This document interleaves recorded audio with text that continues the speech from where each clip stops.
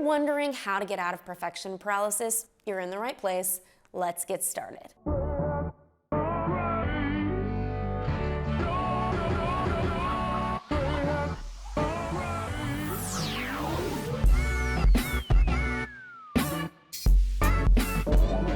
Hello friends, I'm AshleyStahl, career coach, host of the U-Turn podcast, and best-selling author of the book also named U-Turn.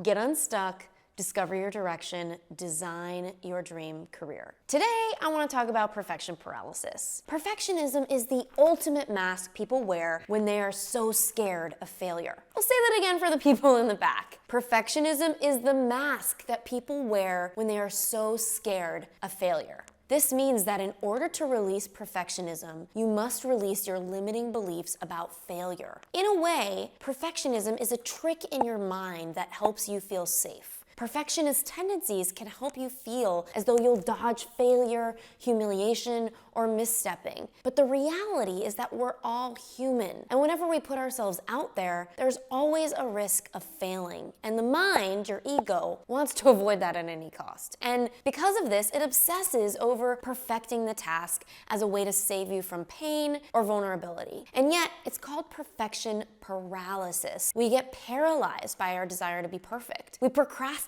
on projects that mean the world to us. We tell ourselves we aren't capable of the things we want as a way to avoid the pain of perhaps pursuing it and failing. Look, I'm no stranger to perfection paralysis. I've had to overcome it many times over in my career, in my TED Talks, in my book, in so many areas of my life. Most recently, I felt it while delivering my TEDx at Leiden University in the Netherlands. I found myself writing sentences for my speech and deleting them over and over again for days. I would avoid writing and I would procrastinate with anything I could. Cleaning my room suddenly felt urgent, seeing friends that I needed to see, finding new work projects that appeared more immediate. And this resistance, I now know, was only a symptom of my perfectionism, and beneath that, my fear. I overthought everything I wrote until I decided it was no good. And I'm so lucky to have gotten myself out of that mindset, and you can too. Over my experience as a career coach, I've learned how to snap myself and my clients out of it. No matter how much we know, we'll all catch perfection paralysis at some point, but it's how we react and come out of it that matters. Number one, accept that whatever you're doing will never be perfect. Humans are imperfect. That's just the reality of human nature. The sooner we accept that, the better. First, acknowledge that perfectionist tendencies are usually something that we don't easily recognize. We just see it as stress, caring a lot about the project, anxiety, or procrastination. Notice what is happening beneath your resistance and call it what it is, perfectionism. As my grandma once told me, Ashley, you could be the sweetest peach in the world, and yet you're still always gonna find someone who doesn't like peaches. Everyone has different tastes. In fact, did you know that cilantro tastes delicious to some people and like soap to other taste buds? I know I'm heavy on the food examples here, but it's not lost on me that we are all different and we live in a subjective world. That's why we must nurture our own self-esteem and learn to trust ourselves, our own visions, ideas, and creations. Because who is to say that anyone else is better? It's just different. No matter how hard you work on something, you'll always find something wrong with it. And it comes down to this. Do you value progress or just perfection? Because you can't always have both. I hate to admit it here, but I'm big on doing a 93-94% job. It's still an A, but it's not perfect. For example, in my videos here on YouTube, I'm probably gonna give you typos every now and again. It's not my normal. I keep it professional, but it happens. I'm human. It's progress over perfection. And when I'm aiming for a 93%, 94%, there's wiggle room for me to motivate myself to just keep going. You'll always find something that you need to improve, but at some point, you just have to move on. That brings us to number 2.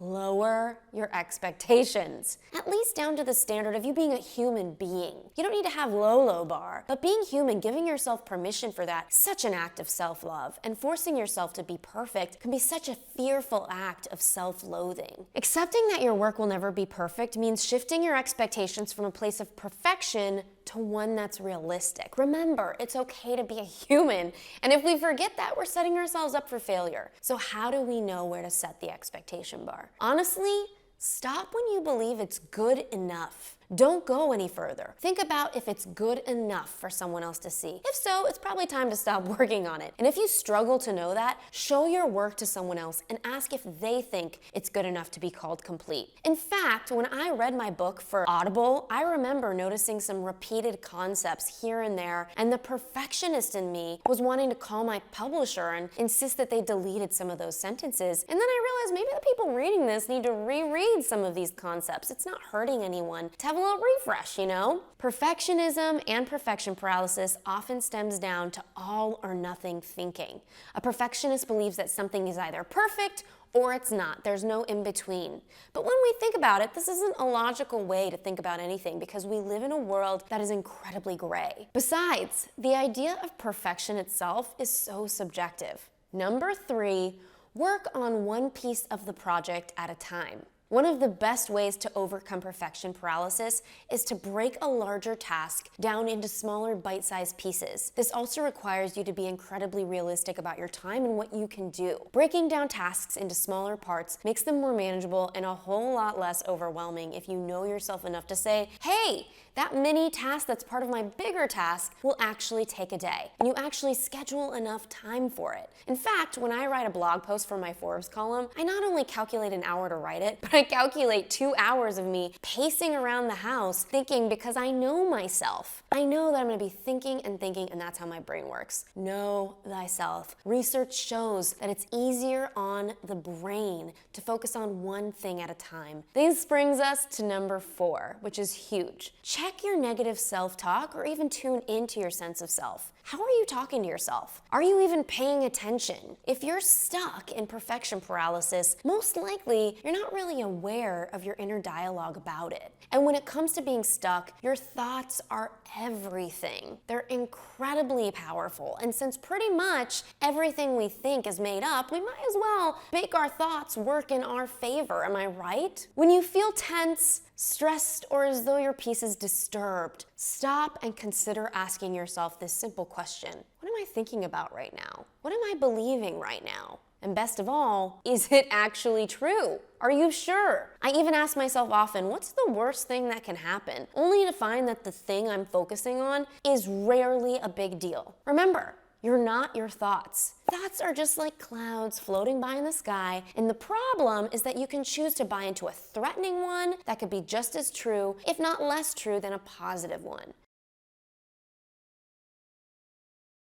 Number 5, work in time blocks. If you're overwhelmed, one thing I always tell my students is to work in time blocks. Put an alarm on for an hour or whatever amount of time you feel like you can truly focus and work straight through. And don't think about any future parts. Just focus on this one and this one only. And then cross that one off your list. Take a short break and start a new one. You might find that your work will go a lot faster and be a lot less overwhelming. Number 6, surround yourself with supportive people. We all know that the people we surround ourselves with are important. Birds of a feather flock together, and such is the case with perfectionists or those living a life from a mindset of fear. This might sound obvious, but don't surround yourself with negative people who make you feel bad about yourself. Only spend time with people who lift you up and bring out your potential and your capability. People who are cheering you on from the sidelines. These are the people who remind us that we are amazing people who can do extraordinary things, that we're enough, and that our energy and our words really matter as we go along in our paths. And of course,